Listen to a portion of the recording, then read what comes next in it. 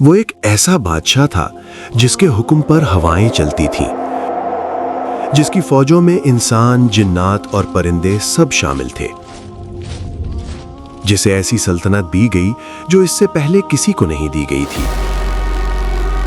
مگر اس عظیم طاقت کے باوجود اس کے دل میں غرور نہیں بلکہ شکر تھا۔ یہ داستان ہے نبی سلیمان علیہ السلام کی۔ سلیمان علیہ السلام اللہ کے نبی اور داؤد علیہ السلام کے بیٹے تھے۔ اللہ تعالیٰ نے انہیں نبوت کے ساتھ ساتھ ایک بے مثال بادشاہت عطا فرمائی۔ قرآن ہمیں بتاتا ہے کہ یہ سب اللہ کا خاص فضل تھا، کوئی ذاتی کمال نہیں۔ سلیمان علیہ السلام کو اللہ نے جنات پر اختیار دیا۔ جنات ان کے حکم سے بڑے بڑے محل، قلعے، عبادت گاہیں بناتے تھے۔ وہ سمندر سے موتی اور قیمتی خزانے نکالتے، اور کوئی جن ان کے حکم کی نافرمانی نہیں کر سکتا تھا۔ اللہ نے انہیں پرندوں کی زبان سمجھنے کی نعمت دی۔ ایک دن سلیمان علیہ السلام اپنی عظیم فوج کا معائنہ کر رہے تھے، جس میں انسان، جن اور پرندے صف بستہ تھے۔ اچانک ان کی نظر ہدہد پر پڑی جو وہاں موجود نہیں تھا۔ سلیمان علیہ السلام نے فرمایا کہ اگر ہدہد بغیر کسی واضح عذر کے غیر حاضر ہے تو اسے سخت سزا دی جائے گی یا ذبح کر دیا جائے گا۔ یہ بات طاقت کی نہیں، نظم و انصاف کی علامت تھی۔ کچھ ہی دیر میں ہدہد حاضر ہوا اور اس نے ایک حیران کن خبر سنائی۔ اس نے بتایا کہ سبا نامی ایک قوم ہے جس پر ایک عورت حکومت کرتی ہے، اور وہ اور اس کی قوم سورج کو سجدہ کرتے ہیں، اللہ کو نہیں۔ سلیمان علیہ السلام نے فوراً فیصلہ نہیں کیا۔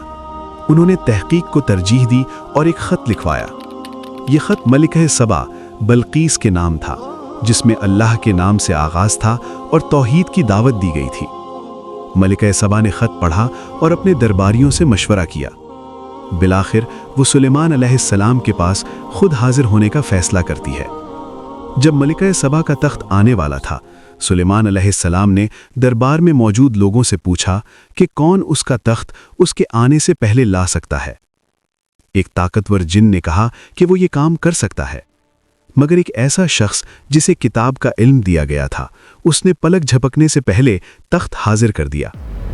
یہ دیکھ کر سلیمان علیہ السلام نے فوراً فرمایا، یہ میرے رب کا فضل ہے تاکہ وہ مجھے آزمائے کہ میں شکر کرتا ہوں یا ناشکری۔ یہ جملہ سلیمان علیہ السلام کے کردار کی اصل پہچان ہے۔ اتنی عظیم طاقت کے باوجود انہوں نے ساری نسبت اللہ کی طرف کی۔ بعد میں جب ملکہ سبا نے شیشے کے فرش کو پانی سمجھ کر کپڑا اٹھایا تو اس پر حقیقت واضح ہوئی۔ وہ سمجھ گئیں کہ یہ سب دنیاوی جادو نہیں بلکہ اللہ کی عطا کردہ نبوت اور حکمت ہے۔ ملکہ سبا نے اعلان کیا، میں نے اپنے نفس پر ظلم کیا اور میں سلیمان کے ساتھ اللہ رب العالمین پر ایمان لاتی ہوں۔